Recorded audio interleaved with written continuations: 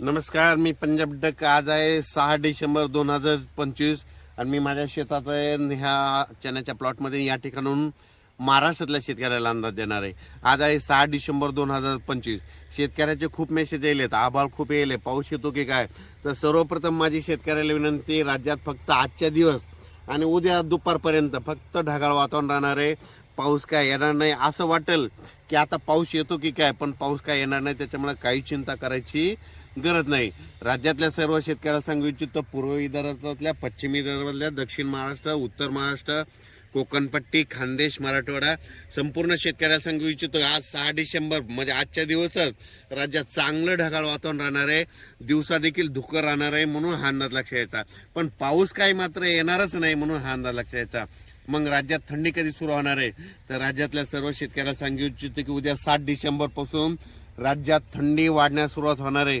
दिवसा देखील उत्तरेकडून वारे येत असल्यामुळं दिवसा देखील असं थंड झिलावा लागेल आणि दिवसा देखील स्वेटर घातलेले दिसतील, म्हणून हा अंदाज लक्षात येतात.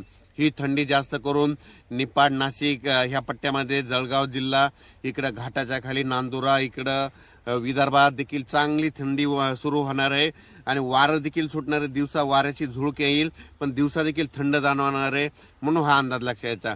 मग राज्यातल्या सर्व शेतकऱ्याला सांगू इच्छितो की परत ऊसतोड कामगारांचे काल फोन आले, काही कर्नाटकच्या तूर काढणाऱ्यांचे फोन आले की आमच्याकडे ढगाळ वातावरण आहे, कर्नाटकला पाऊस येईल का.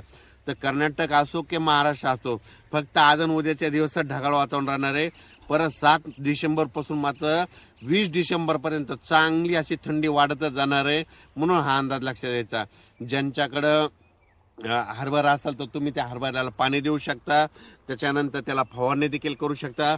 कारण की वातावरणामध्ये धुई असल्यामुळं त्याच्यामुळे फटका बसतो, म्हणून वेलवर्गीयवाल्यासाठी आबाळ चांगला असतं, ऊस उगवण्यासाठी आबाळ चांगला असतं. पण जे फुलाव पीक आलेले त्यांना मात्र त्या धुईचा थोडा फटका बसतो, म्हणून तुम्ही एक बुरशीनाशकाची फवारणी केली तर काही हरकत नाही. पण राज्यात मात्र सध्या सांगायचं झालं तर पूर्व विदर्भ, पश्चिम विदर्भ, दक्षिण महाराष्ट्र, उत्तर महाराष्ट्र, कोकणपट्टी, खानदेश सगळीकडं आता जवळपास आज आणि उद्याच्या दिवसात ढगाळ वातावरण राहणार आहे. असं वाटेल पाऊसच येतो की काय, पण पाऊस काही येणार नाही. म्हणजे उद्या 7 डिसेंबर 2025 पासून ते 20 डिसेंबर पर्यंत चांगली थंडीची लाट येणार आहे, म्हणून हा अंदाज लक्षात यायचा. परत राज्यात पाऊस काही येणार नाही, ह्या डिसेंबरमध्ये देखील पाऊस येणार नाही, म्हणून हा अंदाज सर्व शेतकऱ्यांनी लक्षात घ्यायचा. यावर्षी थंडी जास्त असल्यामुळं थंडीमध्ये एक गव्हाचं पीक, चण्याचं पीक हे चांगलं येऊ शकतं, म्हणून हे एक माहिती असा म्हणून सांगत आहे. कोल्हापूर, सोलापूर, सांगली, सातारा, पुणे, अहिल्यानगर, इकडं नाशिक, निफाड ह्या पट्ट्यातल्या शेतकऱ्याचे फोन येत होते, द्राक्ष शेतकरी, डाळिंब शेतकरी. तर हे ढगाळ वातावरण किती दिवस आहे, ऊन पडणार आहे की नाही, तर त्यांच्यासाठी आनंदाची बातमी, उद्यापासून चांगलं सूर्यदर्शन होणार आहे. मग उद्यापासून सूर्यदर्शन झाल्याच्या नंतर चांगली थंडी देखील येणार आहे, म्हणून हे लक्षात यायचं. नसता काय होईल की एवढं असं हे ढगाळ वातावरण असल्यामुळं सूर्यदर्शन नाही, तर त्याच्यामुळे चांगलं असं दिवसभर चांगलं सूर्यदर्शन होणार आहे, म्हणून त्यांच्यासाठी देखील आनंदाची बातमी. राज्यात मात्र पश्चिम महाराष्ट्रातल्या, उत्तर महाराष्ट्रातल्या शेतकऱ्याला सांगू इच्छितो की तुमच्याकडे आजच्या दिवस आणि उद्याच्या दिवसात ढगाळ वातावरण राहणार आहे. 7 तारखेला उद्या रात्रीपासून चांगली, पहाटेला 8 तारखेला चांगली थंडीला सुरुवात होणार आहे, म्हणून हा अंदाज लक्षात घ्यायचा.